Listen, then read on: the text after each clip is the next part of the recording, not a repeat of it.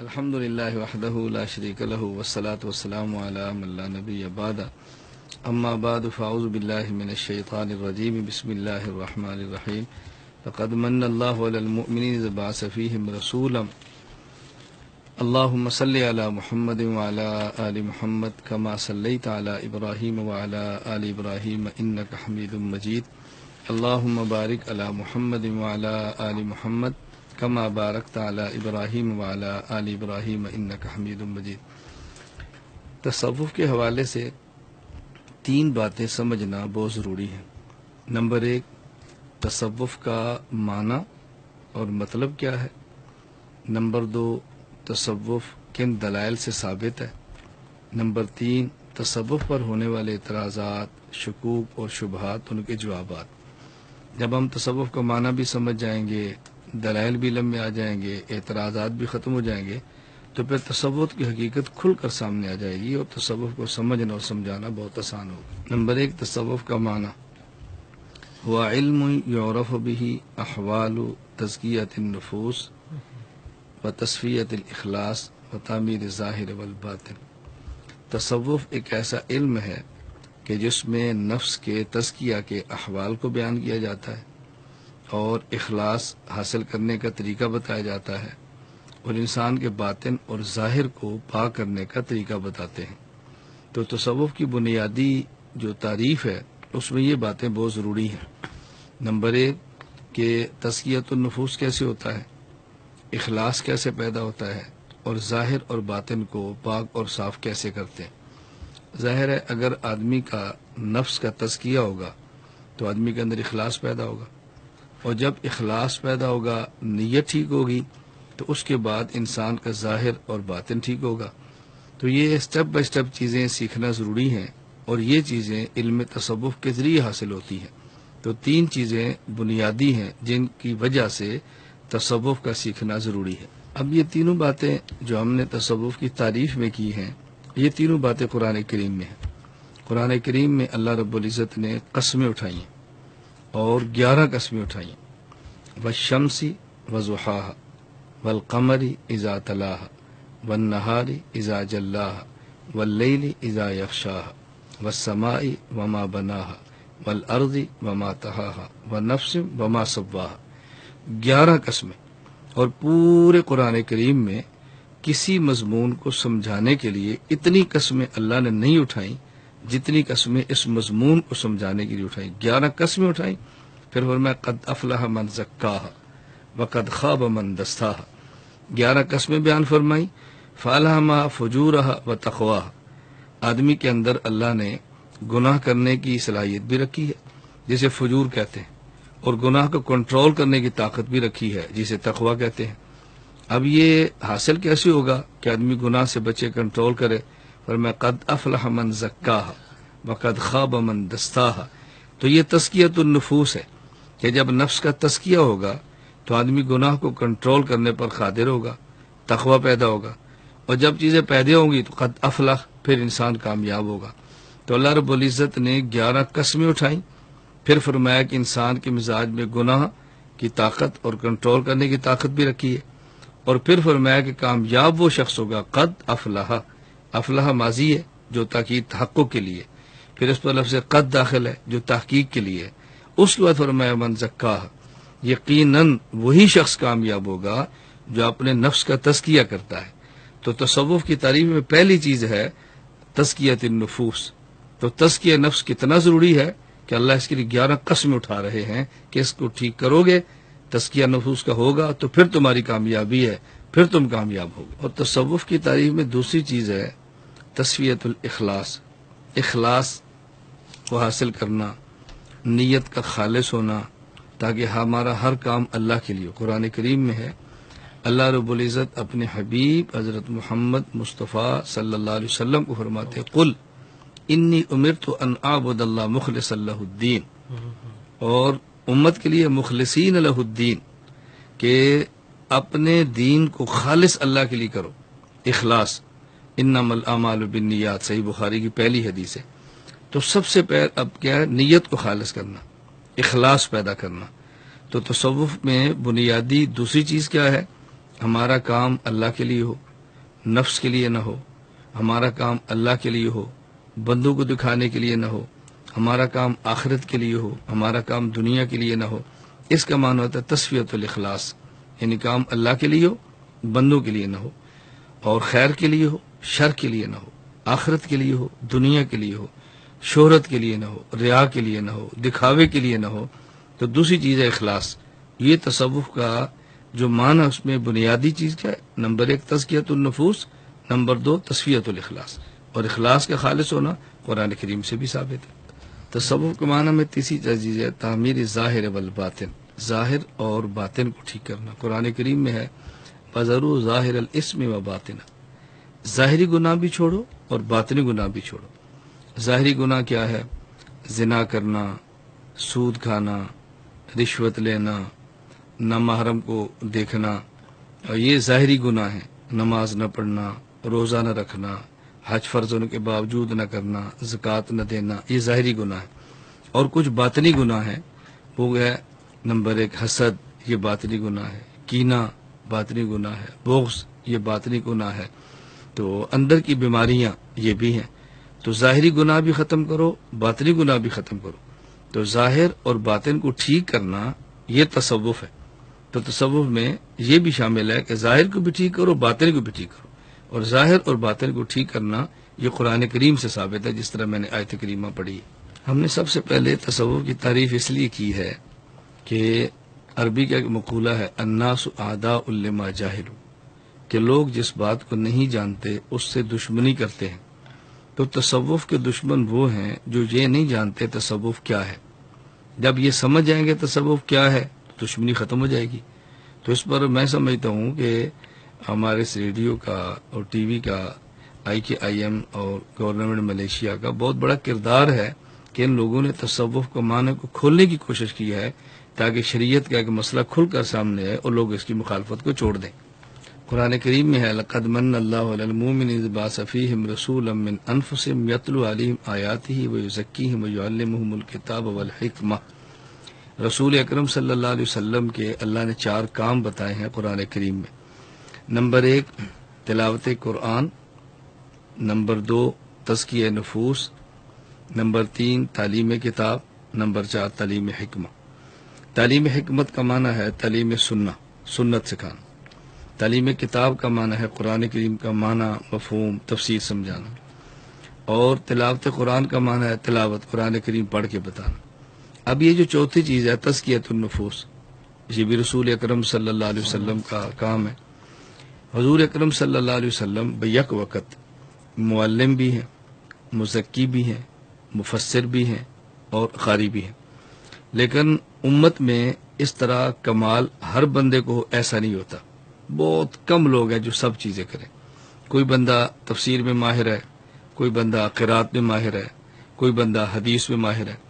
جو شخص قرآن کریم کی قرات میں ماہر ہے اسے کہتے ہیں القاری، المقری، اور جو بندہ تعلیم کتاب میں ماہر ہے اسے کہتے ہیں مفسر، جو سنت کا ماہر ہے اسے کہتے ہیں محدث، اور جو بندہ تزکیۃ النفوس کا ماہر ہے اسے کہتے ہیں مزکی، شیخ طریقت۔ اب یہ حدیث پاک میں رسول اکرم صلی اللہ علیہ وسلم نے قرآن کریم پڑھنے والے کو المقری کا نام دیا ہو، مجود کا نام دیا ہو، تفسیر پڑھانے والے کو مفسر کا نام دیا ہو، شیخ التفسیر کہا ہو، ایسے نہیں ہے، اور سنت پڑھانے والے کو شیخ الحدیث کہا ہو۔ تو جس طرح بعد کے علماء نے قرآن کریم کے ماہر کو شیخ القراء اور تفسیر کے ماہر کو شیخ التفسیر، سنت کے ماہر کو شیخ الحدیث کہا، اس پر کوئی اعتراض نہیں ہے۔ اسی طرح تصوف اور تزکیۃ النفوس کے ماہر کو شیخ طریقت۔ تو لوگ کہتے ہیں شیخ طریقت کہاں سے ثابت ہے؟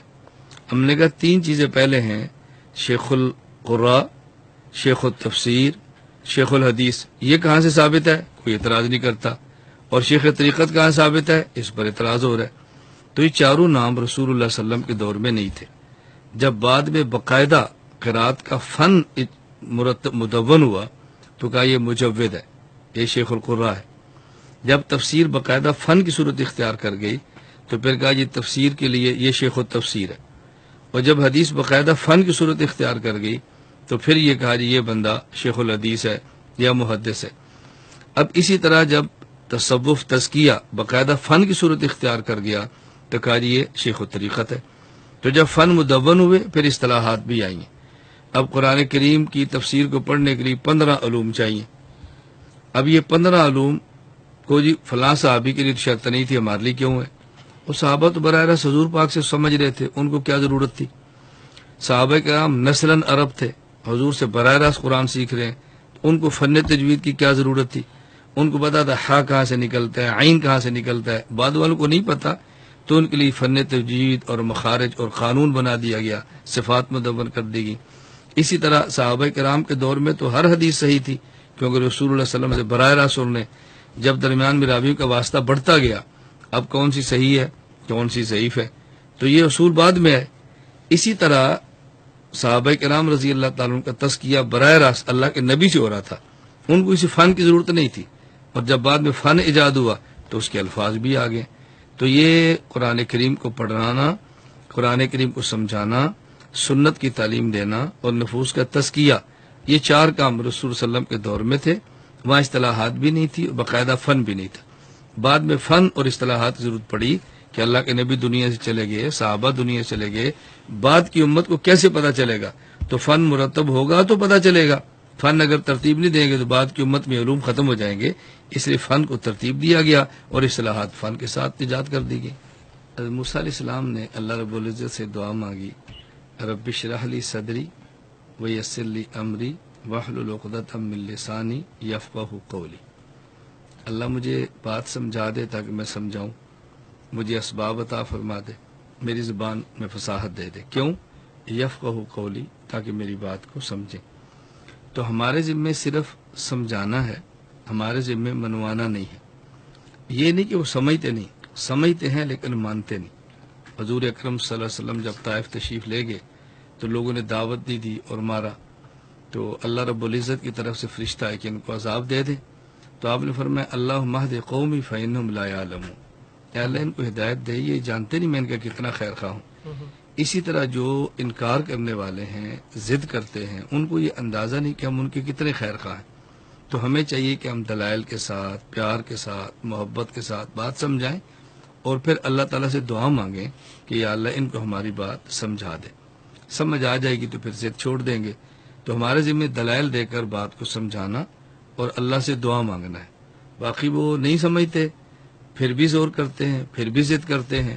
تو قرآن کریم میں وَإِذَا خَاطَبَهُمُ الْجَاهِلُونَ قَالُوا سَلَامًا، جب ضدی آدمی آپ کی بات نہ مانے تو بس کہو بھی اللہ حافظ، اللہ حافظ کہہ کے جان چھڑاؤ، سمجھا دو، بس ہمارے ذمہ سمجھانا ہے۔ قرآن کریم میں حضور اکرم صلی اللہ علیہ وسلم کی ذات کا توسل بھی ہے، اور حضور اکرم صلی اللہ علیہ وسلم کے علاوہ اولیاء اور اشخاص نیک، ان کا توسل بھی قرآن کریم میں ہے۔